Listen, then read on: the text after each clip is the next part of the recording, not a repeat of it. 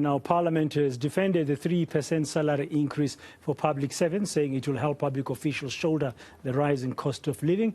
The increase applies to ministers, deputy ministers, MPs, those are members of Parliament, and their provincial counterparts. Some public and labour unions have voiced displeasure at these adjustments. Let's discuss this now with spokesperson for Parliament, Moloto Mothapo. Dr. Mothapo, good afternoon, and thank you very much for your time. Why would government have given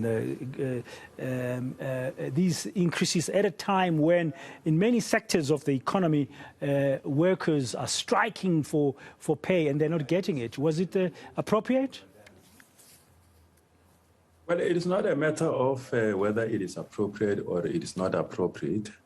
Ours is not to defend the decision of the Independent Commission on the remuneration of public office bearers. Because as we have indicated in the statement, parliamentarians are not involved in the determination of their salaries as well as the increases on their salaries. That it is a function of an independent panel. And that is it intended really to ensure that there are checks and balances, that members of parliament are not placed in a position whereby they are a player and a referee in the same game. Ours is to say that whenever this increases or a discussion on the salary structures or benefits of members of parliament come into the fore, into the public, sometimes the debate is not based on facts. And ours was to ensure that we provide the facts to say that, for instance, the 3.3% that, or 3% that has been given by the Commission for Members of Parliament as approved by the President, it is to put into context, into appropriate context, that Members of Parliament have not had an increase since 2019. And in 2019, the increase that they received was below the consumer inflation rate.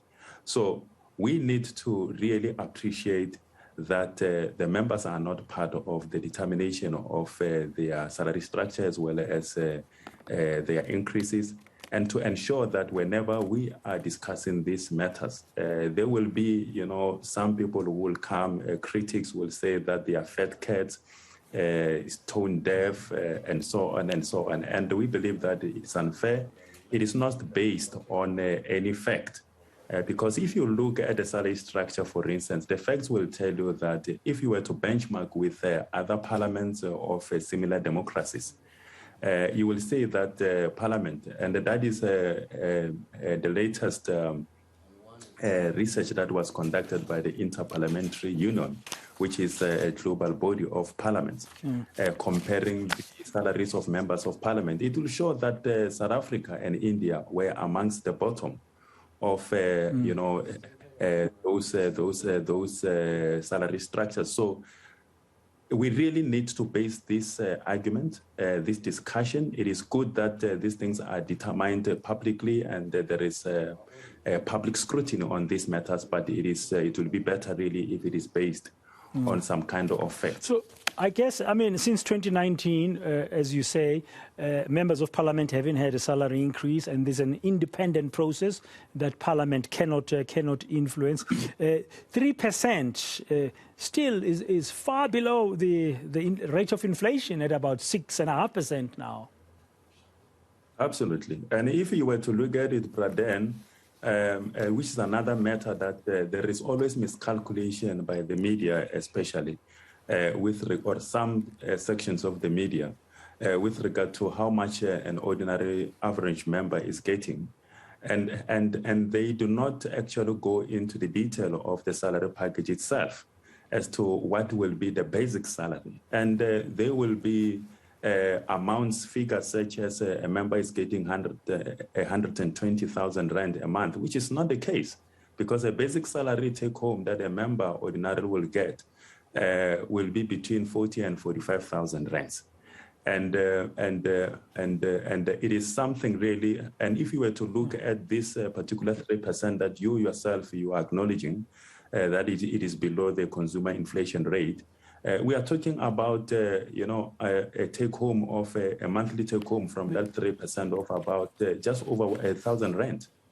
Yeah, and finally, Moloto, I get your point, but the question has to be asked to say that even the fact that Cape Town is the home of Houses Parliament also puts a lot of pressure from a transportation cost in terms of members of Parliament and all other factors. But do you believe that parliamentarians in South Africa today are being fairly remunerated? Well, it is not for us to make such a determination, but I can tell you, as I've said, the emphasis here is that if you look at the benchmarking internationally with parliaments of similar population, with parliament of the similar economies as well as the democracies, you will see that parliamentarians, South African parliamentarians are paid far less than their counterparts internationally.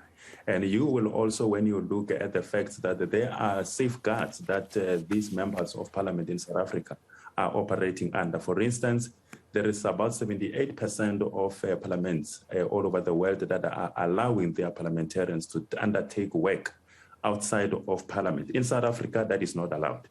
So we need really to appreciate that our members of parliament need to be paid decently. They need to be paid a just and a defensible salary. They need to be paid in a manner that there will be no temptation to undertake work outside or to take any kind of offers that might influence the work that they are doing. Thank you very much for your time this afternoon and your explanations. That's Parliament spokesperson Moloto Mothapo. 3% salary increases, many people, some unions criticizing it, but he's explaining that it's been 3 years since parliamentarians got any increase, and benchmarking-wise, our MPs are paid below the international benchmarks for similar type of parliaments in terms of countries, size, and population, and all of that. There, we're going to leave it for now.